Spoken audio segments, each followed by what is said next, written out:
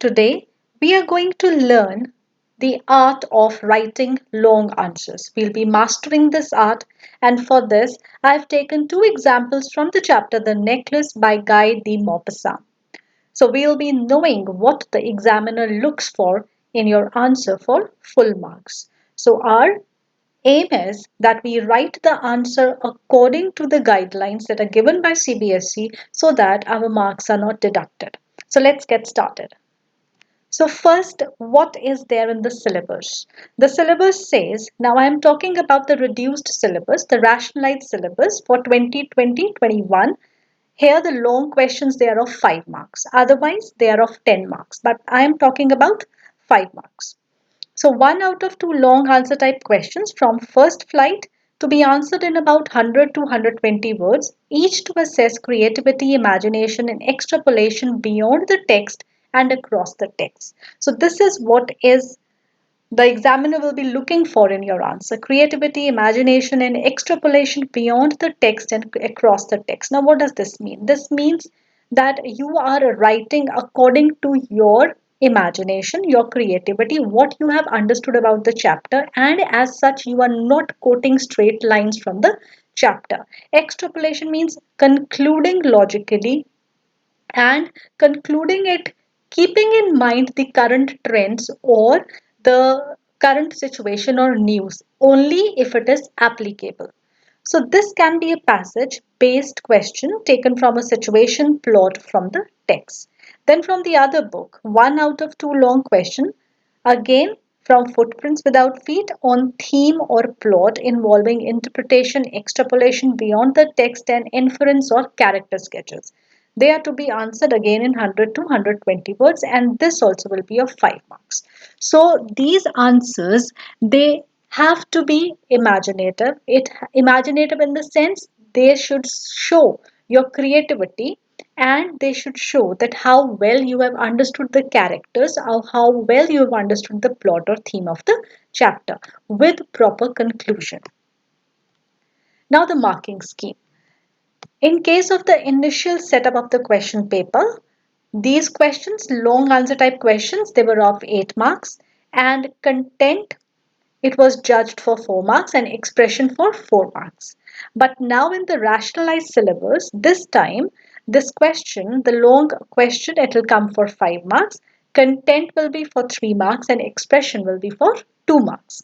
Now in content, what the examiner is going to check in your content: the points from the chapter, obviously, and what points do you choose to support your answer.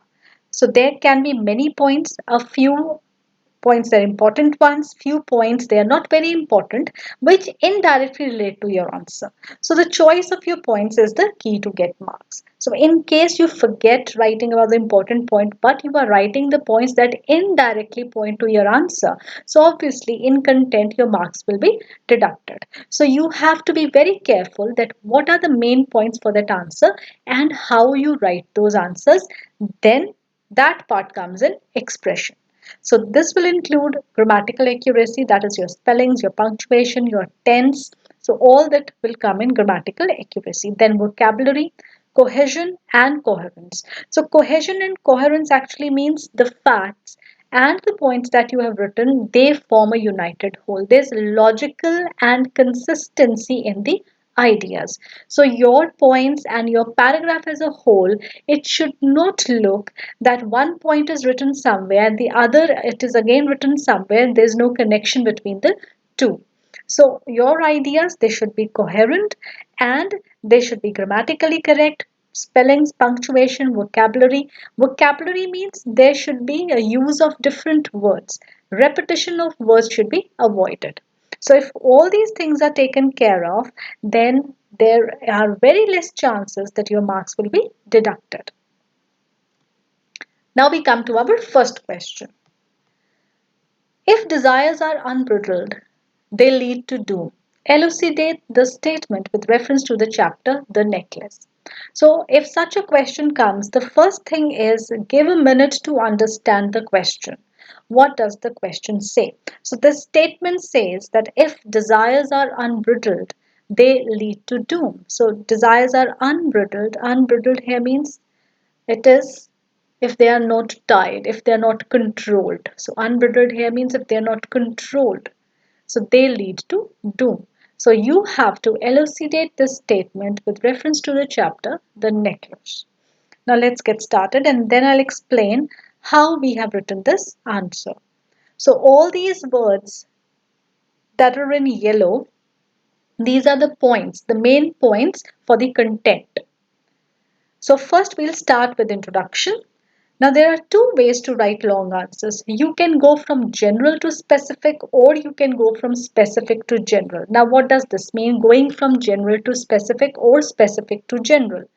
Now here, from general to specific means that first you generalize the statement or generalize the question that is given. And like suppose if it's written, if desires are unbridled, they lead to doom. So you begin from this statement generalizing that this statement is true, and in this case, if desires they are not controlled, then it may lead to a disaster for the person in the long run. So like this general statements. So this is beginning from general and then you take example from the chapter, and this is going from general to specific. But I like going from specific to general because then it will involve conclusion. And the second paragraph, conclusion and going to and generalization, they'll come together. So I personally like going from specific to general, but it is your choice. You can go anyway. So this I am beginning from specific. So this is the introduction. First, introductory lines, they are important. So Matilda Loisel in the chapter The Necklace, written by Guy de Maupassant, lived under the impression that a pretty girl like her ought to be born in the family of aristocrats. Now for the long question, you must remember the name of the writer. It is a good habit to write name of the chapter and the writer in the long question. So, Matilda Loisel in the chapter The Necklace, written by Guy de Maupassant, lived under the impression that a pretty girl like her ought to be born in the family of aristocrats. She believed it to be an error of destiny to be born in the family of clerks and then married to a clerk. The invitation to the ball ignites in her the subdued desire to be known, to be famous, and to be part of such social gatherings. She was able to get money from her husband and manage the dress, but how could she go without a jewel? Her false pride rejected the idea of wearing natural flowers, and her vanity led her to her doom. She borrowed a necklace from her friend, whom she had always envied. Though she was the prettiest at the ball, her success did not last long, as she misplaced the necklace. Her pretentiousness again stopped her to tell the truth to her friend, as she paid 36,000 francs for the necklace that was not worth more than 500 francs. The couple gave away all their savings and took loans on exorbitant interest, worked overtime, abandoned their comfort to repay the debt which took 10 long years. In doing so, her youth was wasted for nothing but pride. Thus, the given statement is quite true. We should have control on our desires. Excess and extreme of everything is bad. Everything should be done in moderation. We should try to live a balanced life. Had Matilda realized this, she would not have borrowed the necklace at the first place, or would have told the truth to her friend after losing the necklace. In both these cases, her ruin could have been prevented. So like this, you have to write the answer. So you've seen that I started with introduction. Then these are the points that I've taken from the chapter, but nowhere it is looking like a summary. The way you are writing the answer, it should not look that you are writing the summary of the chapter. You are not to describe that how she borrowed the necklace or how she lost that necklace, then what changes they brought in their lifestyle to pay the debt, because you are not writing the summary. You are writing according to this statement. You have to come to a conclusion to prove this statement correct with reference to this chapter. So now when we are concluding, so this is the generalization. So in the beginning, I have generalized as these three statements, they are the generalizations, and then in the last, I am concluding. So this is the way you have to write a long answer. If you will follow all these points, you will get full marks. Full marks means in English, it's really very difficult to get full marks, but at least you will get maximum marks. Now, the example of the next question. The next question, again, a very important question from the chapter. Comment on the irony in the chapter, The Necklace. Matilda scorns her middle class status. Now, again, the yellow things, they are the content, the points for the content. Matilda scorns her middle class status. Her decent house and plain furniture filled her with frustration. She wanted to fulfill her obsession to enjoy the riches by going to the ball and be well received among the high class. For the gratification of her desire, she didn't even think twice before borrowing a necklace from a friend. How could she look what actually she is not? This fatal mistake cost her her beauty, status, and even pride. She was an astounding success at the ball, but she lost the necklace. Accepting it as their fate, it took the couple 10 years to relieve themselves of the debt they had taken to replace that necklace. Once, when they felt things were falling in place, irony resurfaces and hits Matilda hard in her face. She discerns that the necklace that she had borrowed was a false one and not worth more than 500 francs. What relief she was to have after this! That's how irony played its part in her life. By the end of 10 years, she had lost everything. It is said, life is too ironic to fully understand. It takes sadness to know what happiness is, noise to appreciate silence, and absence to value presence. Maybe after losing everything, Matilda realized the value of what she had. So, this is the conclusion and generalization. And here I again began from specific and then I went to the general and concluding part. Now, here this quotation that I've written, it's not necessary that you know all quotations for all your answers, but if you know quotations, you can write them because this concluding part with a quotation, it is going beyond the text, going beyond the text and it linking it to the outer word. So if you know a quotation that is fitting well into your answer, you can use those quotations there.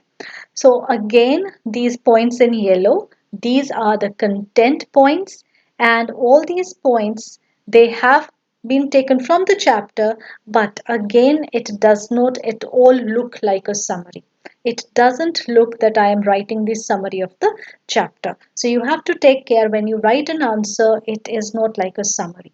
Now, obviously, out of both the answers, only one is going to come in the question in case you get a long answer from the necklace.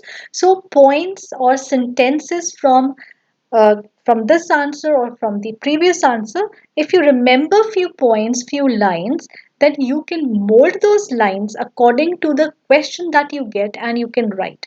So if you read the answers from here 2 to 3 times, there'll be few words and few lines that will be imprinted in your mind, and obviously you'll remember when you sit to write your own answers. You cannot learn any answer, or rather you should not learn any answer uh, because there should be your innovative ideas in your answers. So you can read answers from anywhere and then you should always try to write the answers on your own. So I hope you've understood what is required in a long answer and you will try to write it according to this now. Now, before I say goodbye, so all these things, all these headings that are written here. I have covered them and you can go back and watch these videos. These topics have been covered. I've covered reported speech imperative with let sentences, reported speech interrogative sentences, then dialogue completion, character sketch, the poem Road Not Taken for ninth, descriptive paragraph, then poem Wind for ninth, letter to the editor for class 10th, analytical paragraph, bar graph, line graph, and pie chart. Then the poem Fire and Ice, Footprints Without Feet chapter, the A Thief's Story chapter, the poem Dust of Snow, Character sketch of Matilda is covered, and for ninth class, character sketch of Johnsy and Happy Prince is covered, and descriptive paragraph based on a sports personality, MS Dhoni, it is covered. So kindly subscribe to my channel and do hit the like button. I hope that you understood and you liked the explanation. You can also follow me on Instagram. I will give the link in the description box. And before going, kindly subscribe to my channel if you haven't. That's all for today. Thank you very much for watching, and I hope you enjoyed it.